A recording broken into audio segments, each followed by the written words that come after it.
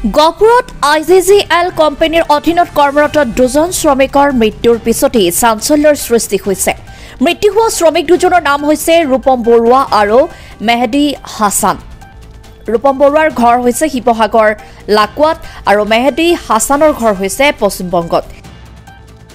এই দুইজন শ্ৰমিকে IGGLৰ অধীনৰ গণপতি ড্ৰিলিং কোম্পানীৰ গাড়ীত গেছৰ পাইপ কঢ়িয়াই নিওঁতে ইটানগৰ সমীপৰ চিম্ফুত গাড়ীৰ পাইপ বাগৰি মৃত্যু হয় আৰু উল্লেখযোগ্য যে ইয়াৰ পূৰ্বে আন এজন শ্ৰমিকৰো মৃত্যু হৈছিল।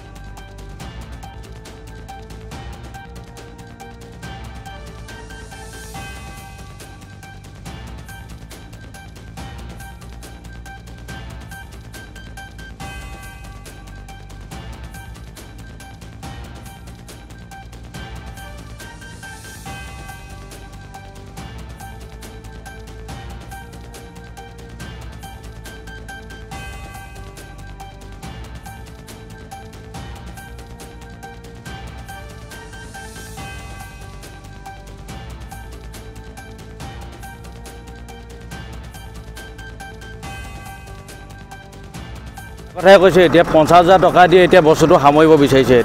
এতিয়া ঘৰৰ এতিয়া পৰিয়াল আছে, ল'ৰা ছোৱালী আছে ধৰক, আৰু বেলেগ বাপেকো নাই, আৰু তাৰ অকল ল'ৰা এটা আছে আৰু ছোৱালী এজনী, আৰু সংস্থাপনৰ ব্যৱস্থাটো কৰি দিব লাগে। ঘটনাটো কি বুলি জানা তোমালোকে? ঘটনাটো আমি জানো কি হ'ল, অৰুণাচলত আপোনাৰ ধৰক ট্ৰেইলাৰ লৈ গৈছে, তাত পাইপ লোড আছিলে, সেই পাইপ খহি আহি কেনে কেবিন সৈতে মানে উঠাই মানে পৰি গৈছে। আমি তেওঁলোকৰ পৰিয়ালৰ সংস্থাপনটো বিচাৰোঁ ধৰক, তেতিয়া আমি ডেড বডি নিয়াৰ ব্যৱস্থাটো আমি নকৰোঁ। এতিয়া বৰ্তমান ডেড বডি ক'ত আছে? ডেড বডি এতিয়া আমি সঠিককৈ গমেই নাপাওঁ এতিয়া ক'ত আছে। এতিয়া আমি ডেড বডি জেগাটো আমি এতিয়া গৈ পোৱাগৈ নাই।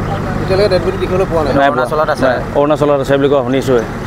ডেড বডি তোমালোকৰ লাগিব? ডেড বডি লাগিব। তেওঁলোকে এতিয়া 50,000 টকা দি কেনে আমাৰ গোটেই দায়িত্ব সামৰিব বিচাৰিছে তেওঁলোকে। আমি সংগঠনক দাবী কৰিছোঁ যে এই 50,000 টকাই আমাক হাই কৰিবলৈ বিচাৰিছে, ধমকাই দিছে তেওঁলোকে, আমাক ধমক দিছে কিছুমান। তাৰমানে এইটো আমি প্ৰত্যেক দল সংগঠনকে আমি আহ্বান জনাইছোঁ যে আমাৰ এইটো ন্যায় পাব লাগে। ল'ৰাটো কেনেকৈ মৰিছে বুলি ক'ম? ল'ৰাটো আমাৰ ট্ৰেইলাৰত পাইপ লৈ গৈছিলে অৰুণাচললৈ পাইপ লৈ যাওঁতে পাইপে মানে পাইপ খহি পিনি কেবিন চেবিন ভাঙি লৈ পিনি চেপেটা কৰি পেলাইছে। কিমান দিনৰ পৰা ইয়াত কাম কৰি আছে?